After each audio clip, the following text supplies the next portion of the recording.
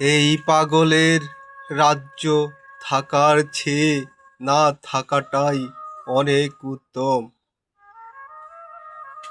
ভালো হবে তবে আসো আমরা অন্য রাজ্যে গিয়ে জীবিকা উপার্জন করি। এই দিকে যে আমার প্রিয়তমা আমার অপেক্ষায় বসে আছে, আমি তাহার সকল দায়িত্ব পালন করিব বলে এই প্রতিশ্রুতি দিয়ে এসেছি। আর আমি যদি অর্থ উপার্জন করিতে পারি, তাহাকে সাধি করিয়া নিয়ে আসিতে পারিব আমার বাড়ি। জীবন সংসার সাজাতে গিয়ে দেখি আজ আমার অর্থের খুব প্রয়োজন। যেমনি ভালোবাসার জন্য ভালোবাসা প্রয়োজন, তেমনি বেঁচে থাকার জন্য অর্থটা খুবই প্রয়োজন।